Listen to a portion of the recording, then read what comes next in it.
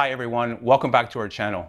I'm Pablo, and today we're going to be diving into a critical but often overlooked topic, how MMA and combat sports interact with mental health. And I have Darren, a registered massage therapist and a fighter himself, joining me. Darren, thank you for coming into the show. Thank you for having me. Absolutely. So combat sports, both physically and mentally, are very demanding, especially for MMA fighters. Can you talk a little bit more about that? Sure, MMA fighters face a lot of challenges: disappointment, fear, and the constant pressure to perform. And sometimes they have to be aggressive in the ring, and that aggression can carry over into their everyday lives. So if left unchecked, it can become a problem. It can lead to issues like irritability and anger. And I think fighters should shift their mindset to something more calm and be more mindful in their everyday lives. That's a great point. The fighters, while they're fighting, they're in a hyper-aroused state. So for them to come down into their regulated state where they can continue in life mode, I think it could be very tough for them without the proper mental health support and training, right? What I like to do with my clients is practice deep breathing as well as relaxation exercises. And we kind of achieve that through mindfulness meditation as well. So that's really interesting.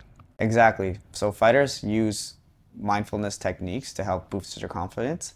Visualization also helps reduce anxiety as well.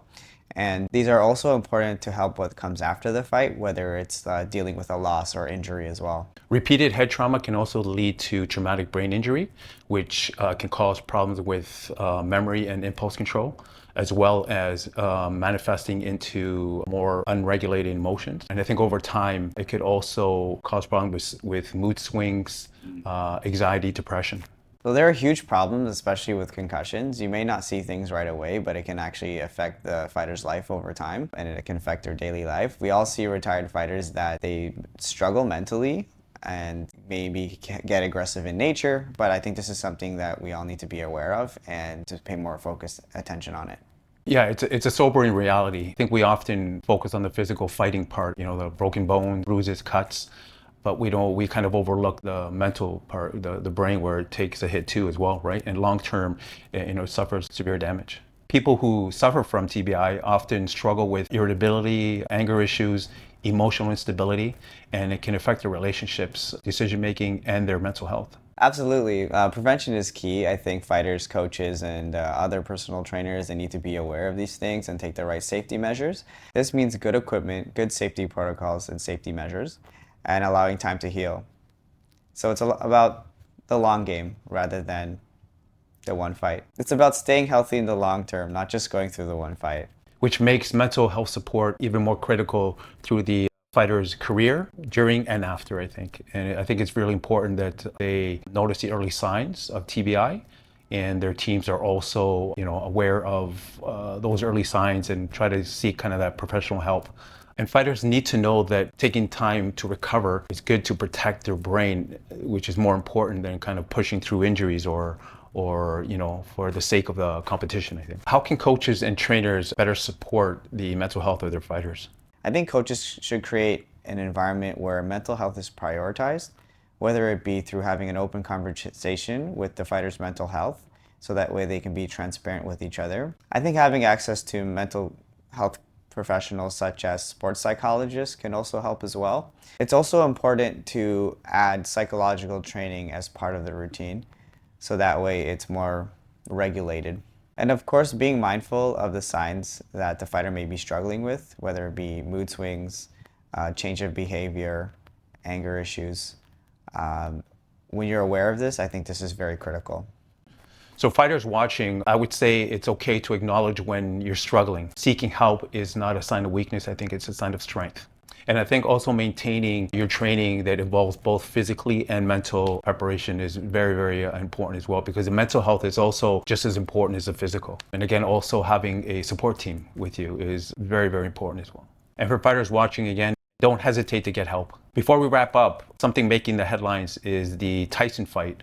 Tyson's going back into the ring to fight Jake Paul, November 15th. There's been a lot of talk around the fight, but especially not just about Tyson, but his mental health journey. Any thoughts? Oh man, Tyson, I'm really looking forward to that fight. Win or lose, his story is very inspiring. Just something that, very influential inside and outside of the ring.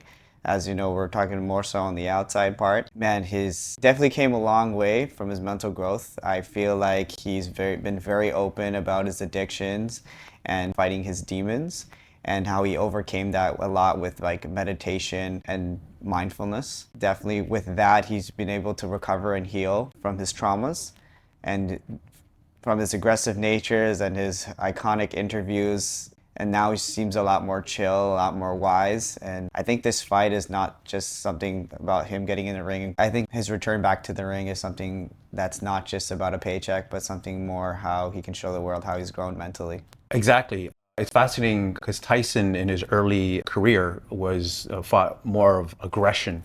He had a lot of pain and trauma unresolved. But now as he's older and he's fighting now, he's done a lot of work emotionally and mentally. So you can see how he's more in a peaceful place in his life. So it'll be interesting to see. What kind of the type of Tyson we're going to see on the fight. Yeah. Yeah. So it'll be interesting to see him going back into the ring now and him coming in it from a different place. I think it'll be really interesting. Yeah, I think so too, because being aggressive by nature, he had to be a different version of himself. And I'm wondering if he actually has access to this type of person to win a fight, or does he even need to do that now, knowing that he's grown so much and he has peace of like who he's become. Absolutely. And Tyson's ability, his openness to actually discuss his mental health is really important, especially in a really, really brutal sport like boxing. And for him to be open about it, about what he's experienced, I think it's really interesting. And I like the way he's approached it where, it's okay. His story reminds me of even the toughest athletes need mental health support.